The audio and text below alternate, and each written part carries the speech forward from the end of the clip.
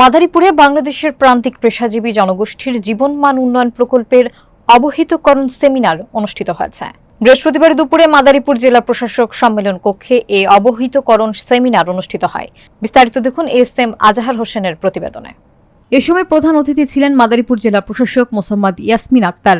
মাদারীপুর সমাজসেবা কার্যালয়ের সহকারী পরিচালক আফজাল হোসেনের সঞ্চালনায় সেমিনারে মূল প্রবন্ধ উপস্থাপন করেন ফরিদপুর জেলার সদরপুর উপজেলা সমাজসেবা অফিসার কাজী শামীম আহমেদ। এতে মুক্ত আলোচনায় ছিলেন ঢাকা বিভাগীয় সমাজসেবা কার্যালয়ের পরিচালক আয়েশা আক্তার, ঢাকা বিভাগীয় সমাজসেবা কার্যালয়ের উপপরিচালক মোহাম্মদ ফজলুল করিম, মাদারীপুর অতিরিক্ত জেলা প্রশাসক ফাতেমা আজরিন তন্নি, মাদারীপুর জেলা সমাজসেবা কার্যালয় উপপরিচালক মোহাম্মদ মাইনুদ্দিন সরকার। সেমিনারে কামার কুমার, নাপিত, মুচি, বাঁশবেত পণ্য প্রস্তুতকারী, কাঁসা পিতল সামগ্রী প্রস্তুতকারী, এ প্রকল্পের লক্ষিত 6টি প্রান্তিক পেশাজীবী জনগোষ্ঠীর প্রতিনিধি, গ্রামীণ বাদ্যযন্ত্র শিল্পী, শিক্ষক, এনজিও প্রতিনিধি, বীর মুক্তিযোদ্ধা সহ সরকারি বিভিন্ন দপ্তরের প্রতিনিধিবৃন্দ উপস্থিত ছিলেন। আমাদের সব বিভাগীয় কর্মকর্তা আছেন, আমি বলবো ইপিবির সাথে যোগাযোগ করলে এটা কিন্তু আমরা বাইরে রপ্তানি করতে পারি।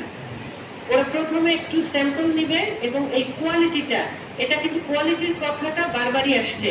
যদি একটু বাঁকা হয় তারা কিন্তু নেবে না, যদি একটু হালকা কোথাও একটু ফুটা থাকে তারা কিন্তু নেবে না। প্রত্যেকটা জিনিস খেয়াল করে যদি আপনারা করেন এবং সেখানে কোনো কৃত্রিম রং থাকলে তারা কিন্তু নেয় না। আপনি পুড়িয়ে মাটিটা পুড়িয়ে ওই কালারে নিয়ে